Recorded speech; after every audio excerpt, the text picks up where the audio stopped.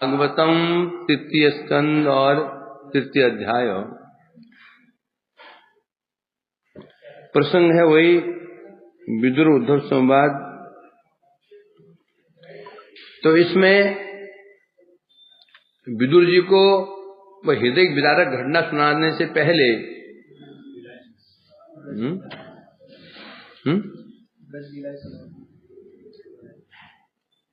क्या बोल रहे?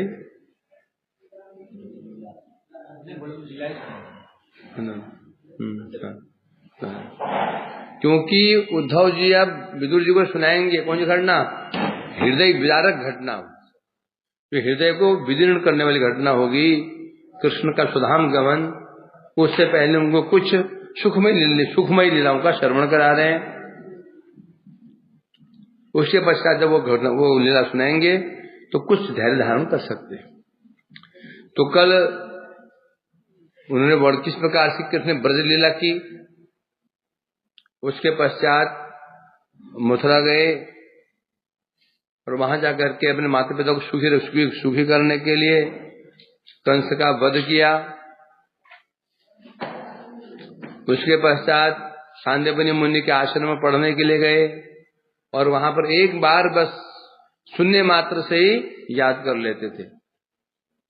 सब वेद शास्त्र एक बार में ही सब मुखस्थ कर लिए।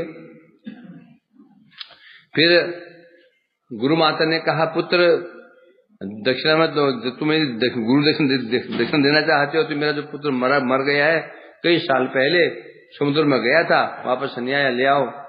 कृष्ण स्वयं मृत्यु लोक गए और वहां से उस बच्चे को ले आए और साथ में एक असुर, पंचजन असुर जो था, उसका उद्धार किया और उसके अस्थियों को ही अपने शंख रूप में ग्रहण किया। ये कल तो हमने श्रवण किया। अब आगे हैं? क्या होता है? क्या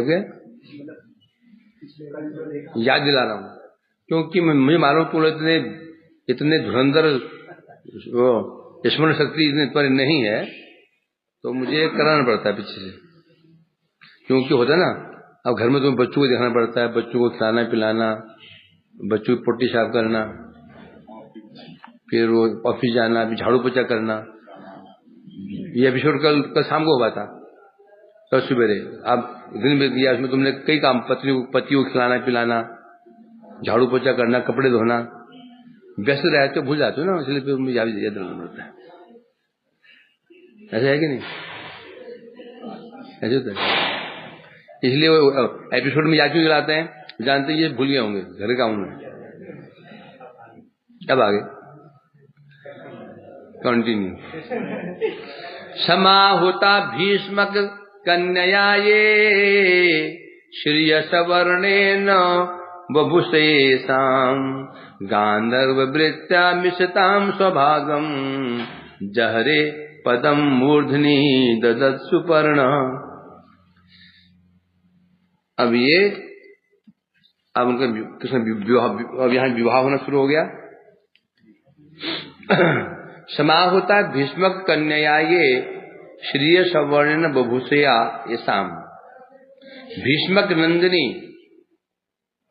क्या नाम है उनका?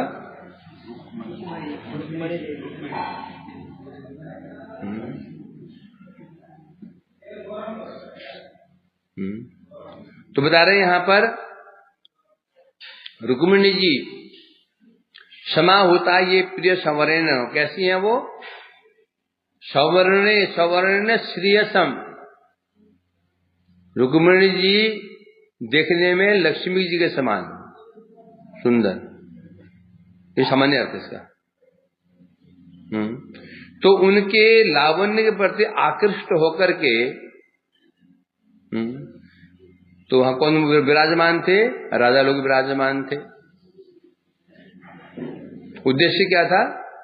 शिशुपाल का विवाह होना है, तो उसमें विभिन्न राजा लोग बाराती के समान पहुंचे थे। गांधर्व वृत्त्या, तो कृष्ण ने उन सम राजाओं के मध्य में से स्वभागम जहरे जहरे हरण कर लिया। उन राजाओं के मध्य में से कृष्ण ने अपने भाग को हरण कर लिया। कैसे हरण किया? सुपर्णम यथा, जैसे सुपर्ण मने, सुपर्ण क्या होता है? पक्षी, गरुड़, पक्षीराज गरुड़ पक्षी होता है। जैसे पक्षीराज गरुड़ जी ने समस्त देवताओं के मध्य में से अमृत कलश हरण कर लिया था, उसी प्रकार से पदम मूर्धनि ददत्, कृष्ण ने समस्त राजाओं के मूर्धनि सिर पर पदम चरण धर के, समस्त राजाओं के सिर पर चरण रख करके, उनको दलन करके, उनके बीच में से इष्टताम स्वभागम, अपना भाग हरण कर लिया था। और गांधवृत्या, बोलो क्यों गए थे वहां पर राजा लोग? वहां पर गांधवृत्या, वहां विवाह करने के लिए गए थे। वर कौन था? शिशुपाल। बराती कौन थे? जरासंध, बाणासुर, नरकासुर, सब बराती थे उसमें। नहीं मरा जिंदा। तो इसलिए कह रहे हैं, इसलिए सामान्य अर्थ है इसका। अब विशेष अर्थ, भीष्म कन्याया,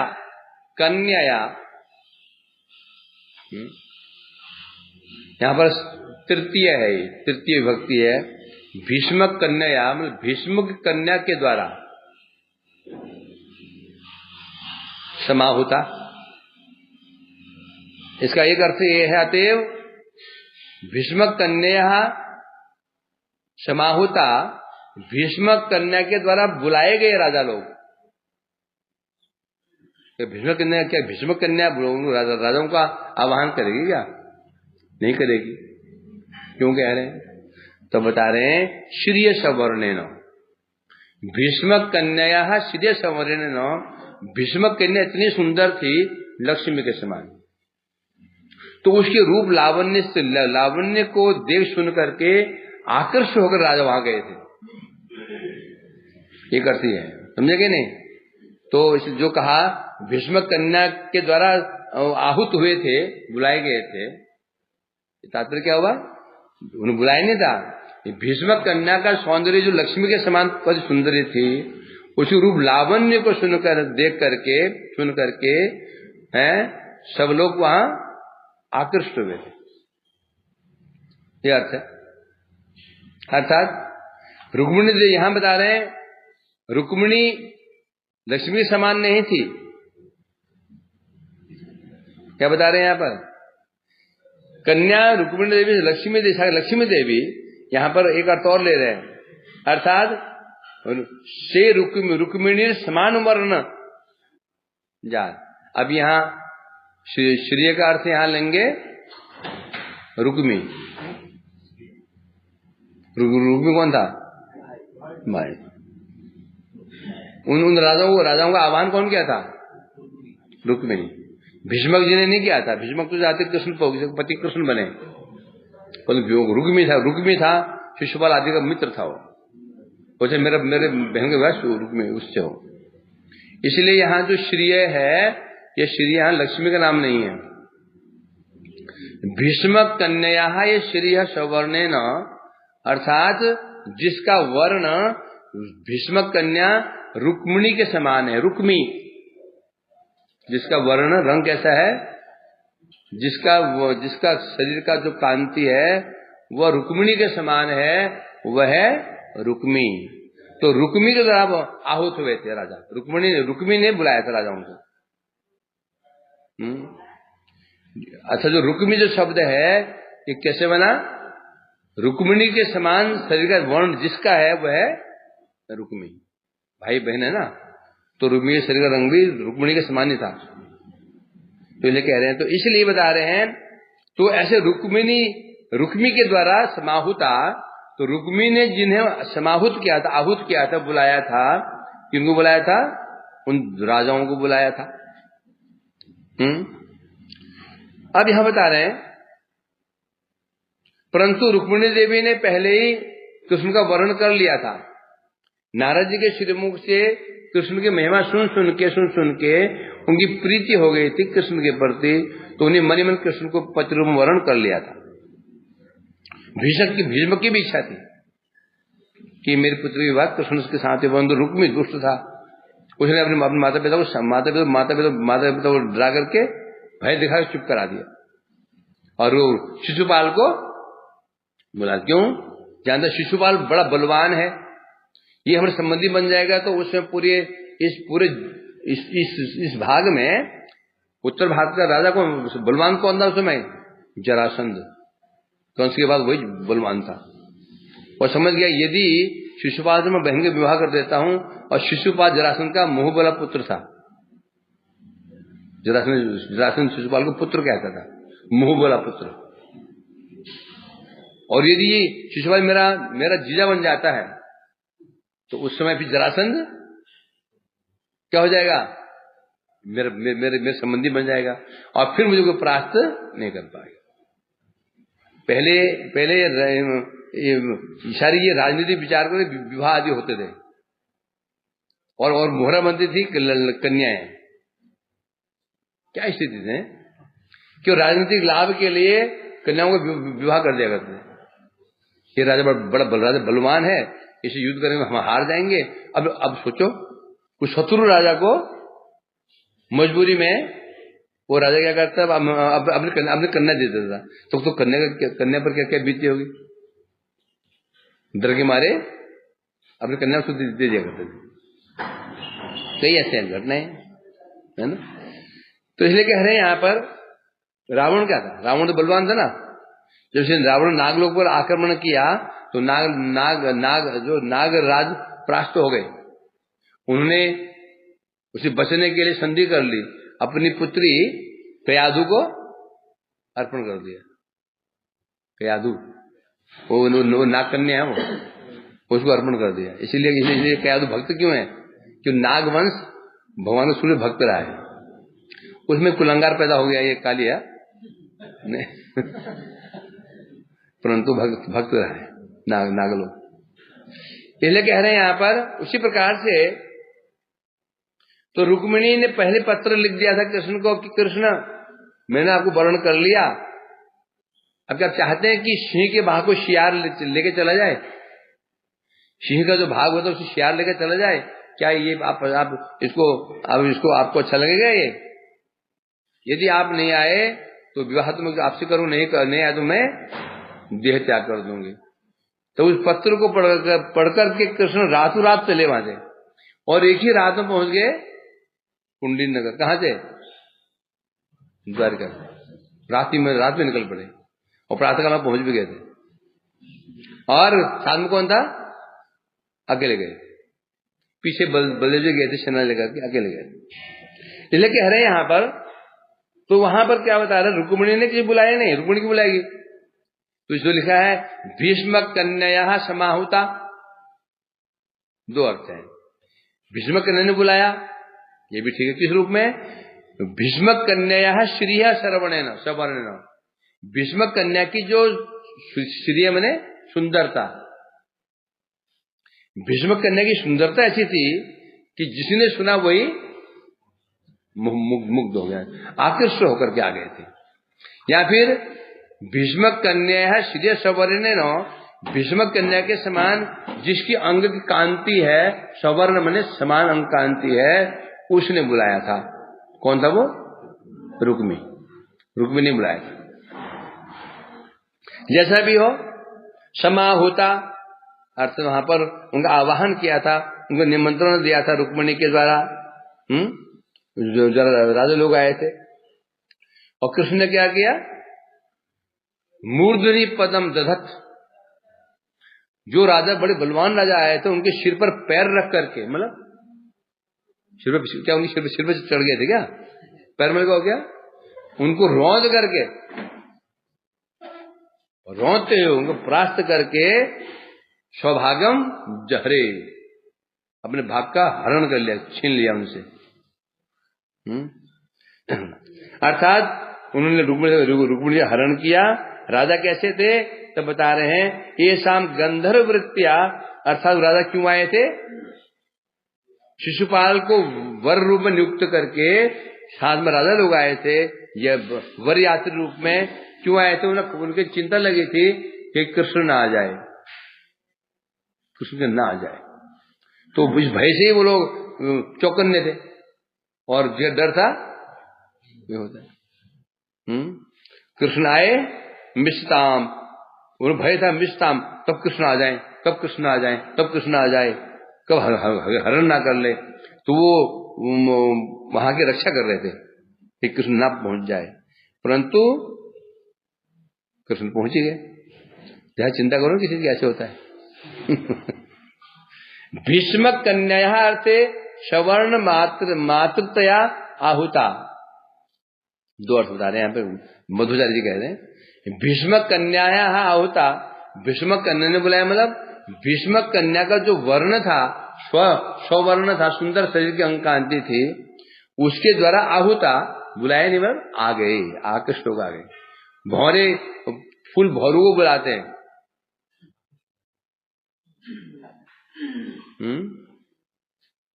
क्या?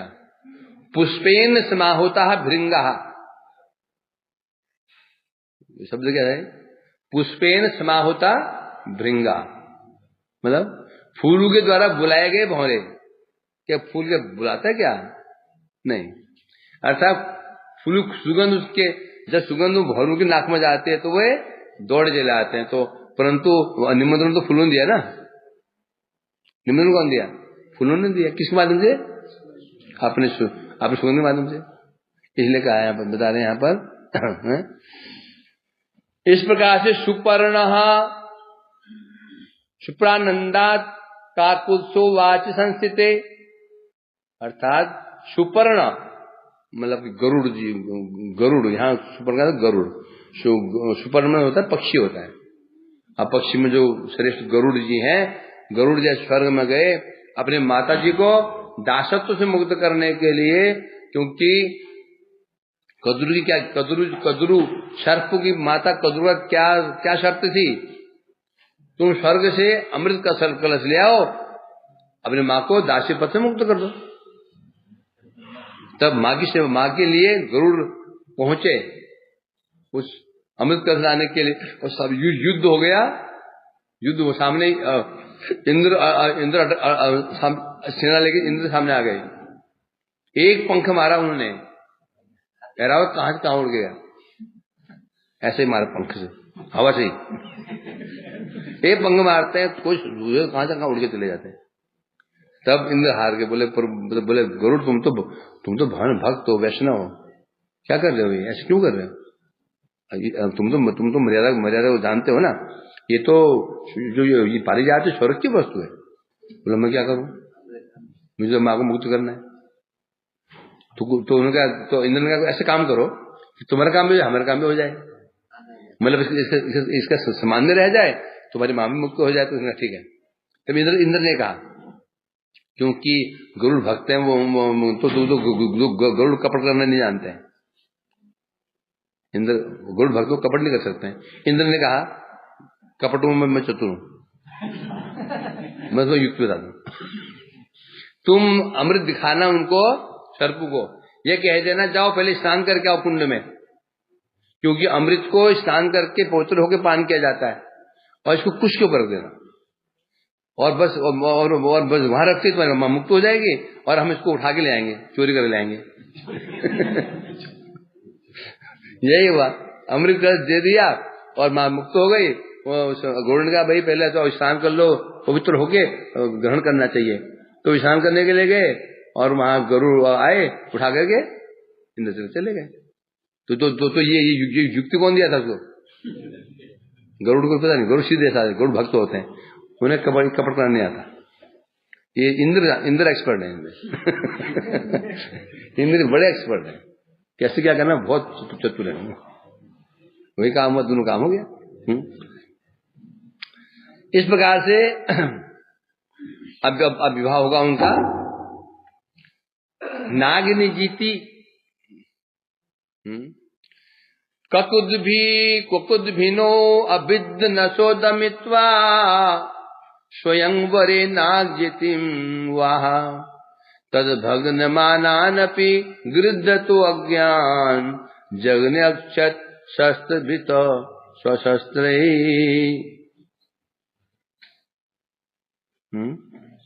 अब क्या हुआ? ककुद्भिनो अभिद्ध नशो दमित्वा स्वयंवरे नागनिजितिम उवाहा तद भग्न मानानपि गृद्धतो अज्ञान जघने अक्षतः शस्त्रभित स्वशस्त्रै। अब ये विवाह किसे होगा? किसे विवाह होगा? अभी नागनी जीती, नागनी कहना नागनी जीती। क्या वहां पर क्या शर्त थी? शर्त ये थी 7 सांड। कैसे थे? कुकुद भी किसे कहते हैं? सांड को कहते हैं। क्यों? जिनके कुब होता है, कुब क्या होता है? कंधे के ऊपर ना कुबड़ होता है, उसको होता है ऊंचा सा होता है ना, उसको कुकुद कहते हैं। जो सांड को होता है, गाय का नहीं होता है, सांड को होता है, बड़ा बड़ा होता है ना। जितना वो बड़ा होगा समझो सांड उतना ही बलशाली होता है।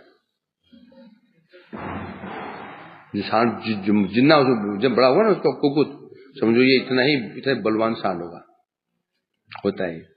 इसलिए बता रहे हैं कुकुद भिनो अभिद्ध नसो। और सांड कैसे थे? अभिद्ध नस, जिनकी नासिका अभी विद्ध नहीं की गई है, जिनको अभी नथा नहीं गया। सांड को नथ देते हैं, नथ फिर वो तब उसको फिर काम में लगाते हैं। सांड को जब नथ देते हैं फिर उसको गाड़ी में जोतते हैं, बैलगाड़ी में, फिर वो ले जाता है। नहीं जोतोगे तो गाड़ी लेकर कहाँ भाग जाए तुमको। हो गया गाड़ी लेके। तो इसलिए पहले नथ क्या करते हैं, यहां से रस्सी डाल करके अंदर छेद कर देते हैं, उसका छेद करके वहां से रस्सी, फिर रस्सी यहां बांध देते हैं उसको, रस्सी यहां से रस्सी फिर पकड़ते हैं उसको। इसलिए फिर वो हिलता डुलता नहीं, फिर थोड़ा फिर बस में आ जाता हूँ। उसे कहते हैं अभिद्ध नस। फिर कितना बलशाली क्यों नहीं हो, एक बार उस रस्सी पकड़ो, कुछ नहीं कर पाएगा। हमें गिरधारी प्रभु है ना गौशाला में, उन्होंने एक सांड था, मैं कितनी बार का सांड छोड़ दो इसको, सांड पाला उन्होंने।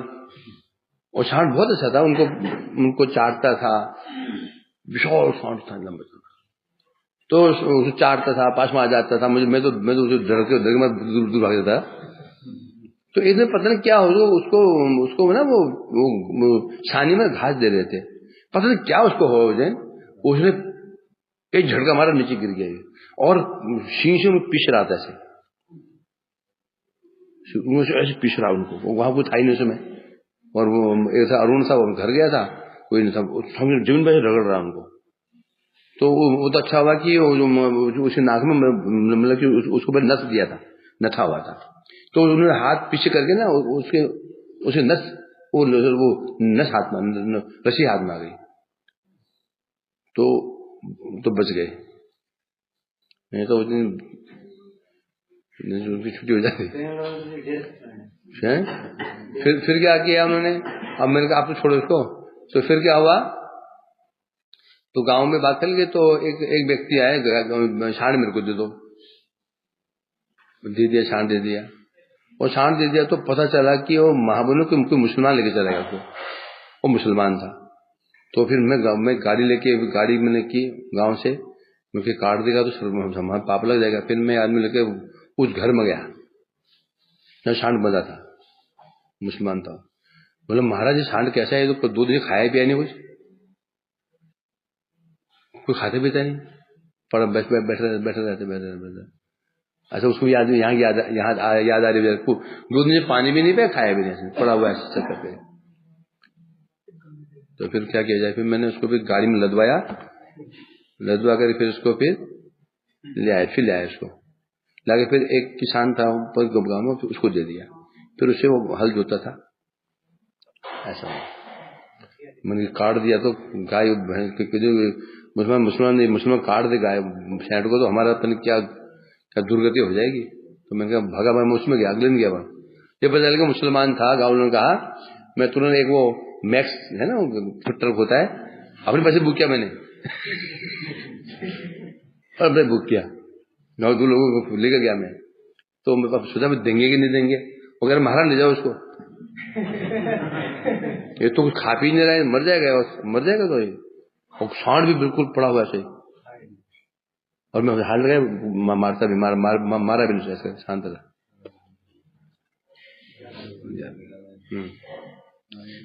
अपन कोई कारण बना होगा, मारता नहीं, पालतू हम क्यों नहीं मारता, कुछ हुआ कुछ कारण हो गया, गुस्सा आ गया उसको, ऐसे हो जाता है। इस प्रकार से बता रहे हैं। तो ककुद भी कहते हैं उसको, बड़ा लंबा ऐसे तो शांत होता है। तो बता रहे हैं यहाँ पर ककुद भी नो अविद्ध नशो दमित्वा। शर्त ये थी कि जो ये कुकुद भी हैं, ये सांड है, 7 सांड, इनको एक रस्सी, एक अलग अलग नहीं, एक ही रस्सी नथना है इनको, एक ही रस्सी से, इसको नथोगे उसको नथोगे उसको नथोगे, रस्सी पकड़ के नाक में डालना के रस्सी यहाँ से रस्सी यहाँ निकाली जाती है। तो उसमें भी दूसरे को नथना, 7 को एक साथ नथना है एक रस्सी में। ये शर्त थी। पहले राजा लोग शर्त वैसे लगाया करते थे, तो शर्त वैसे होती थी। और तब फिर लोग भी ऐसे होते थे, वो शर्तों पूरी करने सामर्थ्य रखते थे। तो इसे कहते हैं कृष्ण क्या किया, अविद्ध नशो, जिनको जो भी नशे भी नहीं गए थे, कृष्ण ने उनका दमन कर दिया, 7 को दमन किया, 7 को नथ दिया एक रस्सी से। स्वयं वरे नागिन जितिम, वहा इस प्रकार से उस स्वयंवर में नागिन जीती को ग्रहण किया। अब क्या हुआ, जैसी विवाह हुआ तो दुष्ट जो राजा लोग सामने खड़े हो गए युद्ध करने के लिए, स्वयं तो कर नहीं पाए।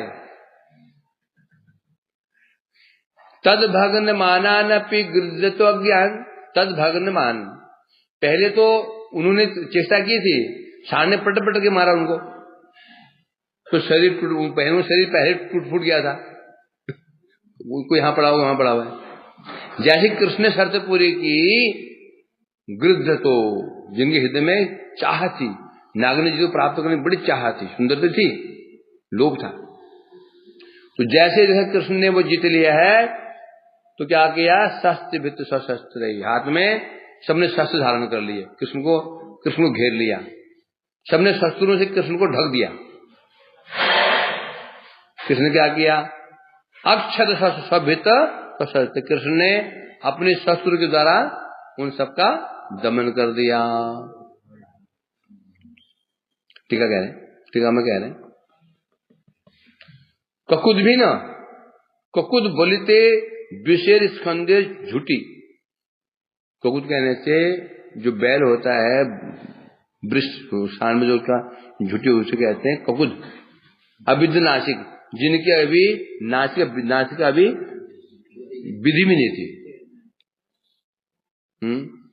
क्या कारण कि आप तो ट्रैक्टर से हल चलाते ना, पहले जमाने में क्या होता था, पहले ट्रैक्टर होते नहीं थे, पहले सांड को पहले बैल बना देते, उसको नसबंदी कर दिया और नाच विद्युत की, फिर उसको चलाते थे हल के ऊपर, फिर हल चला। गाँव में हमारे अभी ये सिस्टम है, वहां बाहर हमारा ट्रैक्टर चलेंगे नहीं, तो वो बैल के द्वारा ही हल जोतते हैं,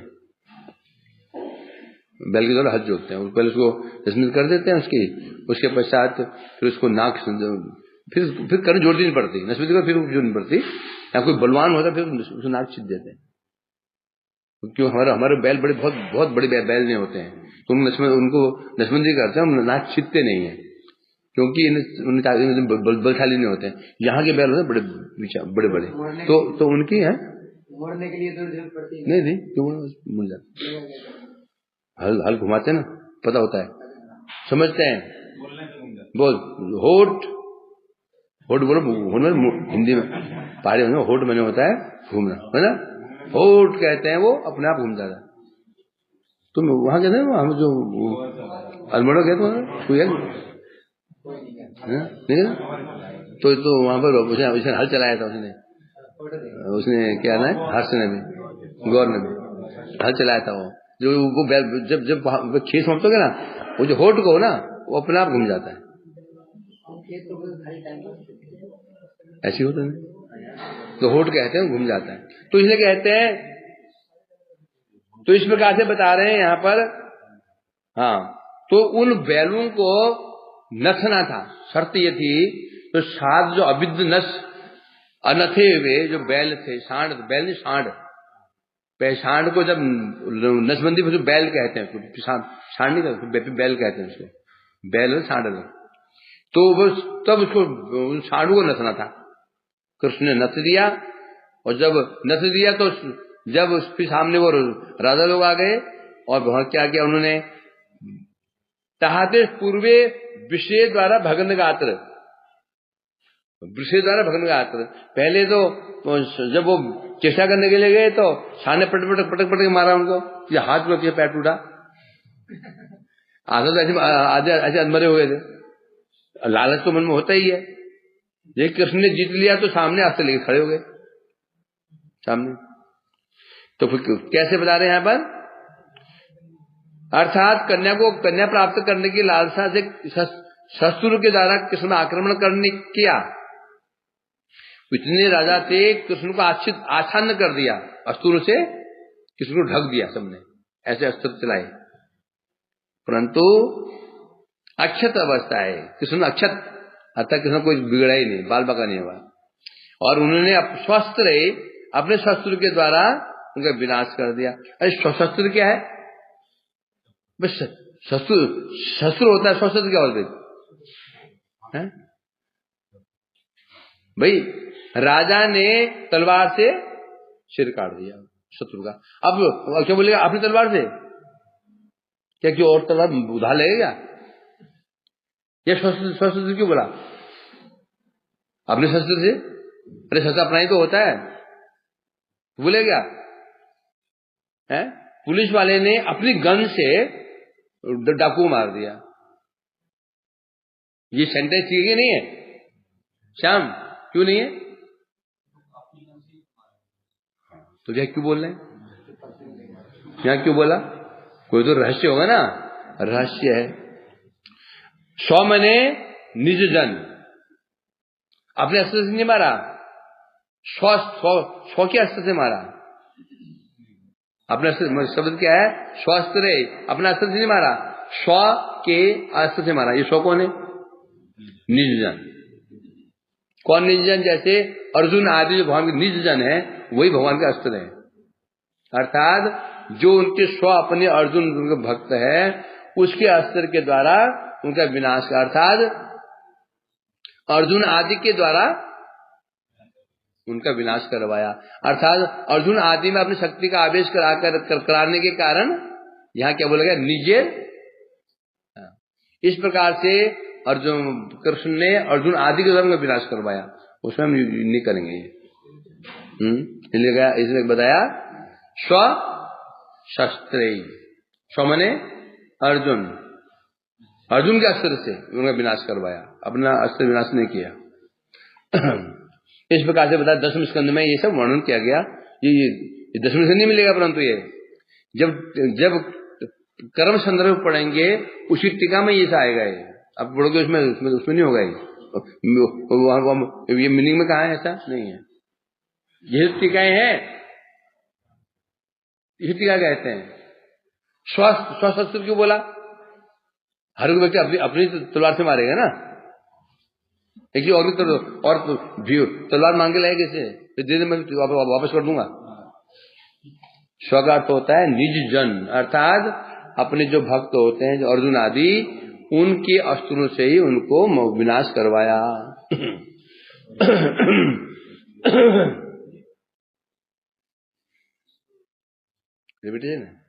शुरू पढ़ देता हूं। प्रियम प्रभुर्ग्राम्य प्रियाया विभिस्वार्थद्य तरु यदर्थे वज्राद्रवतम सगणो रुसांधा क्रीड़ा मृगो नूनमयम वधुनाम। अब ये वर्णन हो रहा है, कृष्ण जा रहे हैं पारिजात वृक्ष का हरण करने के लिए। प्रिया यह विधित्सु, अपनी प्रिया सत्यभामा जी की इच्छा पूरी करने के लिए कृष्ण ने क्या किया? विधित्सु आर्षद द्युत तरु, आश्रम में देव तरु मैंने जो देवतरु, देवतरु कौन सा था? पारिजात वृक्ष का हरण किया। कैसे किया? प्रभु ग्राम्य एव, प्रभु ग्राम्य एव। जैसे जगत में सामान्य कामी पुरुष अपनी पत्नी का, अपनी प्रेमिका का इच्छा पूरी करने के लिए जैसे वो कुछ भी कर देता है ना? दिन में आकाश से तारे तोड़ के ले आता है तारे तोड़ के ला दूंगा, तारे बोलते ना। तो इसलिए कह रहे हैं यहाँ पर जैसे सामान्य जगह में देखा जाता है, एक व्यक्ति अपनी पत्नी को खुश करने के लिए कार्य करता ना, वही कृष्ण ने भी अपनी प्रिया की इच्छा पूरी करने के लिए उसी वैसे ही उस वृक्ष को लाए वहां से, और लाने के लिए गए तो वज्राद्रवत सगड़ा सुशांदा, सामने कौन खड़ा हो गया? बजरी। बजरी कौन है? इंद्र खड़ा हो गया अपने गणों को लेकर क्रुद्ध होकर के। इंद्र को यहाँ पर एक विषय दे रहा क्रीड़ा मृगो, जो स्त्रियों के हाथ का मृग बना हुआ है, कठपुतली। इंद्र कैसा है? इंद्र है क्या बता रहे यहाँ पर? वधु नाम क्रीड़ा मृगो, अर्थात जैसे स्त्री क्रीड़ा मृग है ना, वो कृष्ण को भी यही मान रहा था। जैसे मैं स्त्री के वश में हूं, एक कृष्ण भी स्त्री के वश में होने के कारण ऐसा अनुचित कार्य कर रहा है।